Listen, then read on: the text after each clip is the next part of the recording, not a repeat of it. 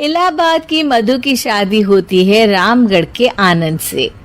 Nature से कामचोर मधु के सामने जब पूरे ससुराल की जिम्मेदारी पड़ती है तो कैसे वो उससे बचने के लिए करती है एक नाटक। चलिए देखते हैं। अरे मधु, मधुरानी, जरा चाय ला और बेसन घोल ले। बादल बन गए हैं, पकौड़ी बना लेते हैं। ओह, अभी अभी तो दिन का खाना खाया है, अब पकौड़े तल दूं? अरे इतना खाएंगी तो फट जाएंगी, चला तो जाता नहीं इनसे। तभी आनंद आ जाता है। अरे मन कर रहा है पकोड़े खाने का। मधु देखो ना, बादल बन गए हैं, ऐसे में पकोड़े मिल जाए तो मजा आ जाए।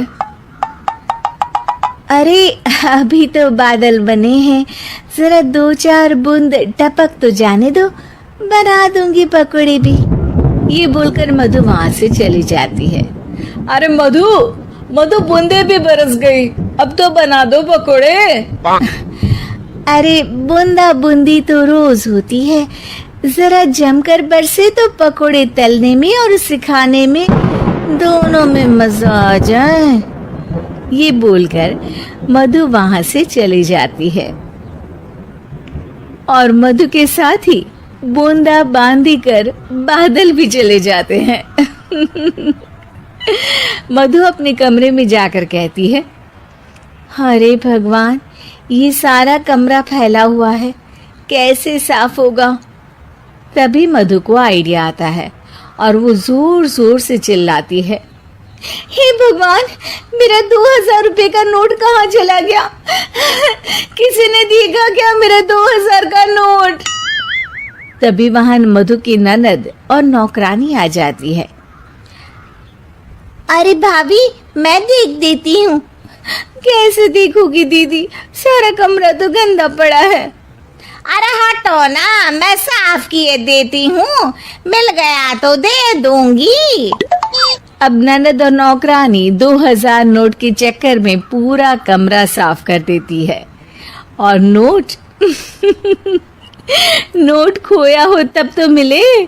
खैर, ये तो छोटे मोटे ट्रिक्स थे जो मधु काम से बचने के लिए करती, लेकिन अब आना था मधु का मास्टर स्ट्रोक, जिस पे वो अब सिर्फ बैठकर खाने के चक्कर में थी, और वो भी सास को ऑर्डर दे देकर। कैसे? चलिए देखते हैं। एक फ्रेम में एक फोटो है जिसमें सास की सास यानी कि मधु की दादी सास मोटी बिंदी, काला मोटा चश्मा, कॉटन की साड़ी और चेहरे पर रौब। वहां उसी फोटो के नीचे घाट पर बैठी मधु, और मधु का गेटअप बिल्कुल वैसा ही था। मधु दादी सास की भूमिका में कहती है, अरे चंदावती, चंदा रानी, जरा चाय दे मलाई मार कर। मधु की सास यानी कि चंदावती कहती है, अरे इस नाम से तो सिर्फ मुझे मेरी सास बुलाया करती थी, ये कौन है देखो तो जरा। अब सास मधु को अपने सामने अपनी सास की भूमिका में देखकर जोर जोर से हंसती है। मधुरानी, कोई तमाशा चल रहा है या ड्रामा? जा जा जाकर चाय लेकर आ।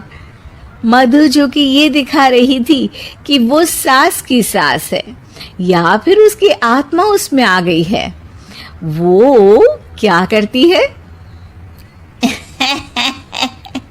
चाय और मैं, वो भी तेरे लिए चंदावती। यही सिखाया है तेरी माँ ने। यार, एक तो डायलॉग बदल बहू, तू सास बनकर जो माँ पर सीधे चली आती हो, ये ओल्ड फैशन हो गया है, जरा अपडेट हो जा। और वैसे तू कुछ भी बन, उसके पहले चाय लेकर आ। अभी सास कुछ बोलती कि वहां मधुर के ससुर आ जाते हैं। वो मधु को देखते ही पागल सा हो जाते हैं। माँ, मेरी माँ माँ तू वापस आ गई। अरे धत तेरी की, अभी एक का नाटक खत्म नहीं हुआ कि दूसरा आ गया। अरे हद है तेरी, जबान तो चलती ही जा रही है, सामने मेरी माँ बैठी है। अरे इनका चेहरा देखने को तरस गया था मैं। मेरी माँ वापस आ गई। ये देख, मेरी माँ आ गई। ये नहीं कि देसी घी के लड्डू बनाए, बस जबान चला रही हो। अरे जाने दे धनकलाल, इसे तो शुरू से ही बोलने की तमीज नहीं है।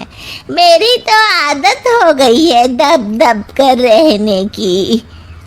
नहीं नहीं माँ, ऐसे कैसे, ये सब करेगी। अच्छा मैं दुकान जा रहा हूँ, शाम को तेरी पसंदीदा गर्मा गर्म जलेबी और समोसे लेकर आऊंगा माँ। ससुर वहां से चले जाते हैं। अब बेचारी सास अपनी ही बहू के नाटक में फंसकर सारा दिन सारी रात काम करती, लेकिन कब तक? एक दिन की बात है। बेटा आनंद, मेरे तो हाथ पैर सब दर्द हो रहे हैं, मुझसे नहीं होता इस उम्र में इतना काम। हाँ माँ, तू ठीक कह रही है। वैसे भी माँ, दादी को तो मरे अभी सिर्फ 5 साल हुए हैं, फिर मधु कैसे दादी हो सकती है? अरे वही तो बेटा, मैं तो ये सोच रही थी कि कहीं दादी मधु के रूप में तो पैदा नहीं हो गई। मतलब ना, ये सारा नाटक है बेटा, लेकिन अब जल्द से ये नाटक बंद करा दे तू।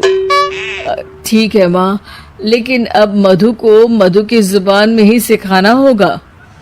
दोनों माँ बेटा कुछ बात करते हैं और अगले दिन सास मधु का बड़ा सा सोने का हार गले में डालकर घूम रही होती है।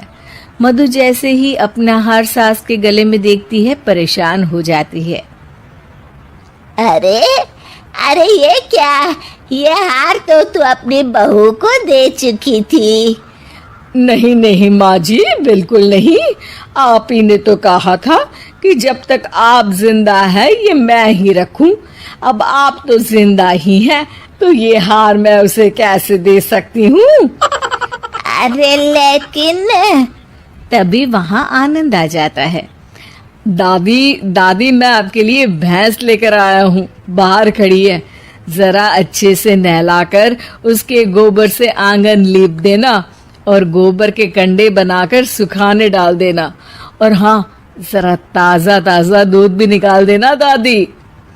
और फिर माँ बेटे हंसने लगते हैं। मधु सोच में पड़ जाती है। भैंस? नहीं नहीं, इतनी बड़ी भैंस की मैं सेवा करूं? ना बाबा बना, मैं तो बहू बनकर घर वालों की ही सेवा कर लूं, उतना ही बहुत है।